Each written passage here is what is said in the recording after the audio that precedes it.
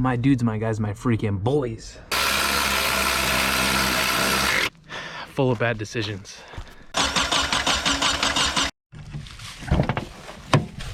We have the parts in for the 240. So I have the plug wires and the starter in here. So let's try to get this freaking thing started. I'm excited. All right, so I'm not gonna lie to you guys, I've never done this before, and it was already taken apart when I got it, so we're just gonna send it, I guess. I kind of see how the bolts go in there. What a pain. Why do they go in backwards? Why don't they just put them in the normal way? Seems kind of silly. All right, I have the bolts slid into place. Now, we can take our starter. It's weird because there's like two different ones here. I wonder if it's for like a truck or something. I'm sure the trucks are a little bit different. I guess I'm gonna try to slide this in down there and then see if I can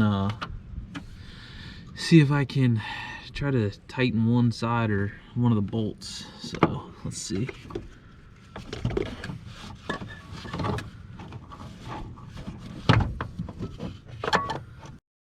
Alright, so I just took off a bracket that like holds the engine harness up.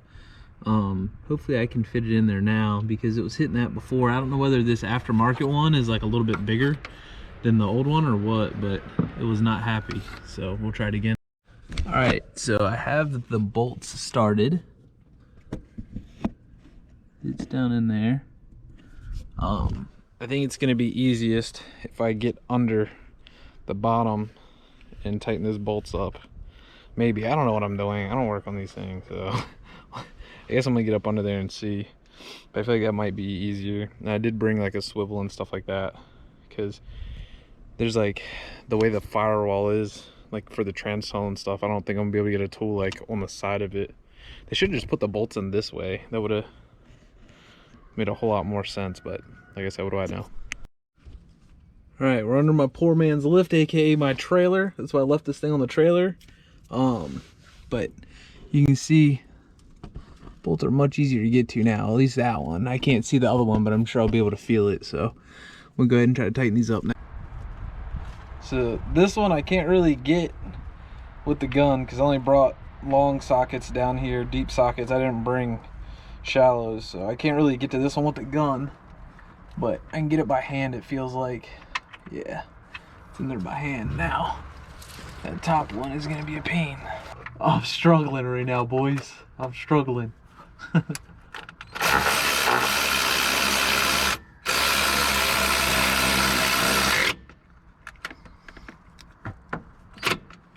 Alright. It's on there.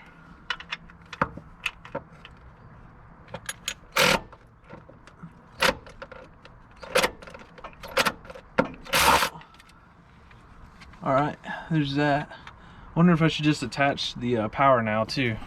I think while I'm under here I'm going to attach the main power wire. I could probably do it from the top too, but it's right here, so. Watch, I probably didn't bring the right size for this. Oh no, it is a 12. Nice, let's go. Let's freaking go. Alright. Now, will we be able to fit this on there? I should have brought all shallow sockets, and I didn't, and that was a mistake. I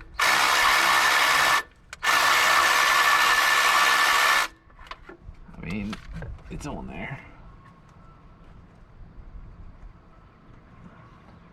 I feel like I'm gonna need a wrench for this, but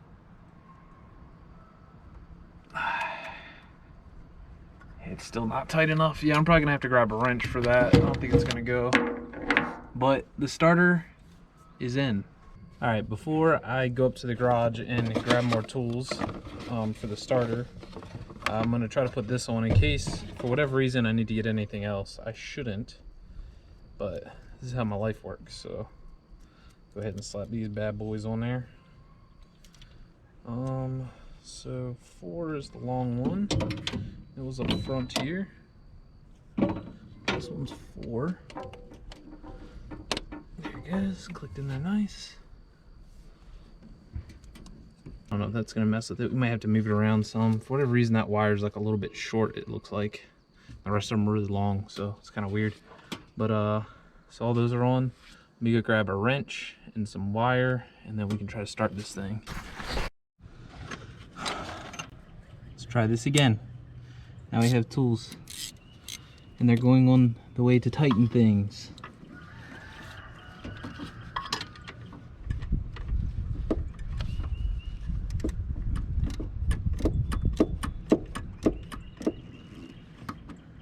And they can only go like 2 clicks at a time. Love that.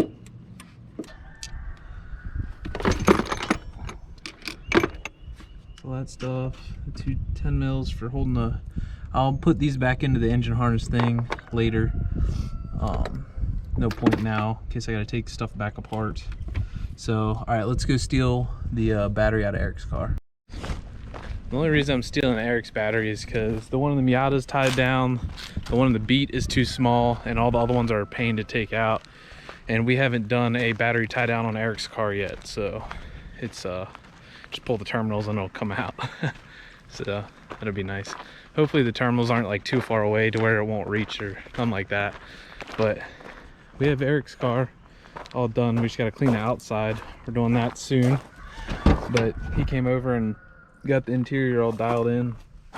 So if y'all are coming to Honda Day, come check us out. We're taking this, that, the wagon, and the girlfriend's car.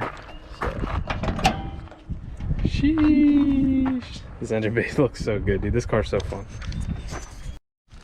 I just set the battery in place, but let's make sure the key is off before we hook it up, and make sure that it's in neutral. So yeah, the key's off, and now we're in neutral. Cool.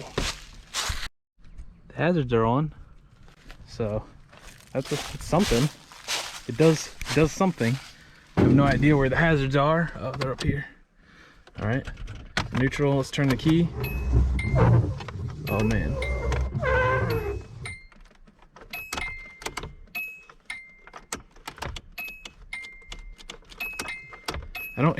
I don't hear the fuel pump priming, so let's just try to send it straight power and see what happens.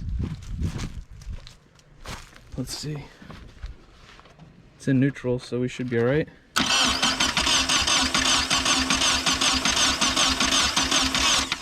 Nothing. Sounds like it's not getting any fuel though.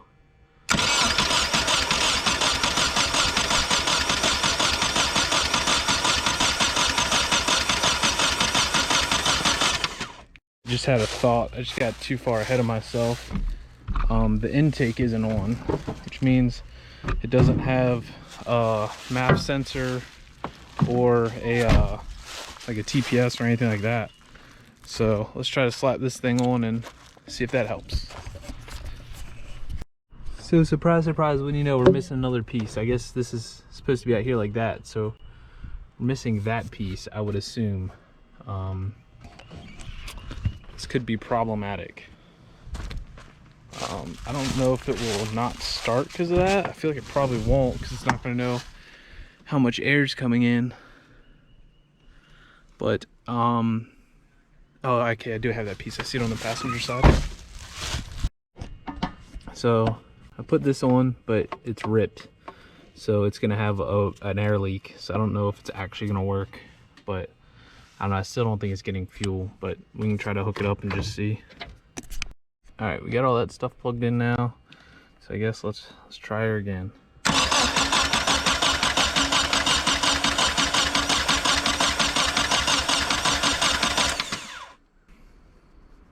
This thing was supposed to be running and driving.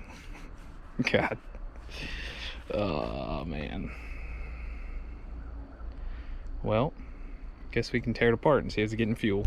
All right, so I pulled the fuel rail out, and there's the injector, and I'm just touching the battery here, and you can see that should prime the pump, that should prime the pump, that should prime the pump. So all these should be squirting fuel, and as you can see, it's still bone dry down there. So I guess we'll just pull the fuel pump out of this running and driving car. Let's get it.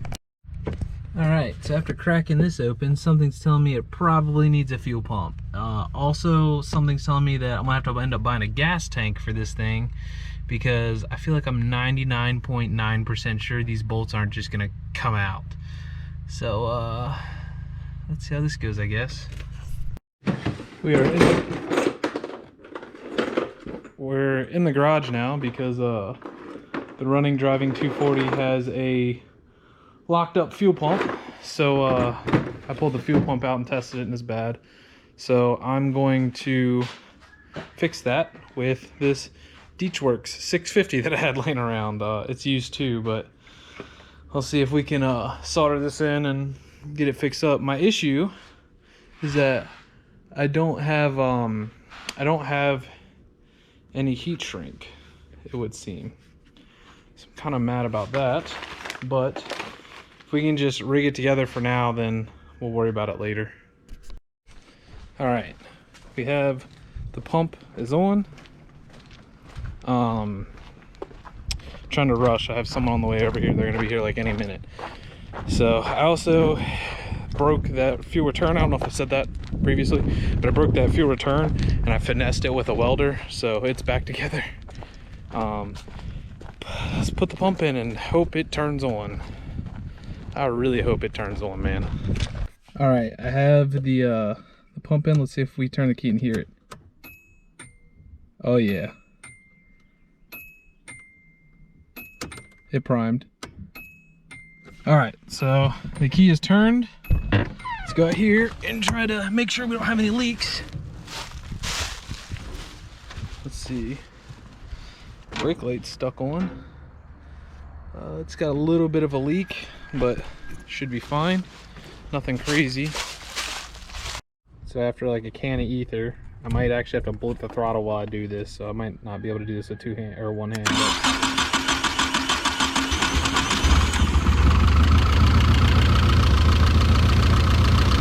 The downside is that here's the messed up part. It's got a mist, and the mist doesn't really change.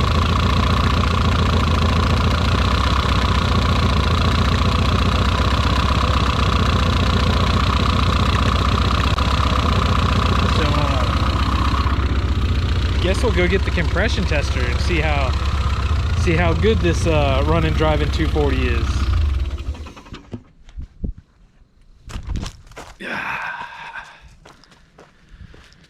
Full of bad decisions. All right, so have our compression tester back here in cylinder 4. Let us we will unplug the fuel pump, and then let's just see how screwed we are. I mean, what do we have to lose now, right? So let's go ahead and crank her on over.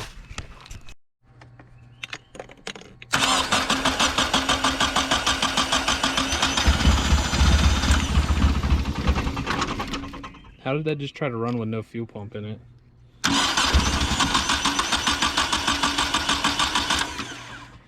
All right, let's see what we got. Let's see what we got.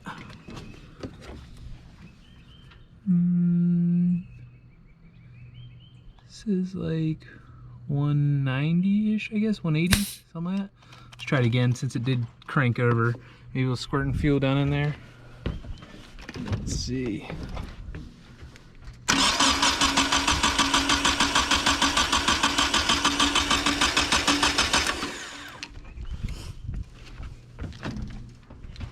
That's probably a more accurate reading. Just under $1.75. So I just swapped into the number 3. It's got the same exact compression ratio. So it's not low in compression. So that means something to do with spark. So, interesting. Maybe it needs a new cap? It's a few days later, and I never got a chance to do like an outro for the video. So as you see, we got it running. It's only running on 4 cylinders. I did mess with it a little bit since then. I just haven't really had time, because right after that we ended up going to Honda Day. I wanted to post this video before Honda Day but couldn't. So that's that. Let me know what you guys think it is. I know what the problem is currently, and it'll be in a whole separate video. I'm gonna see if I'll have time to mess with it this week, but I doubt it. So yeah, let me know what you guys think. Like, comment, subscribe. I appreciate y'all. I'll see you later.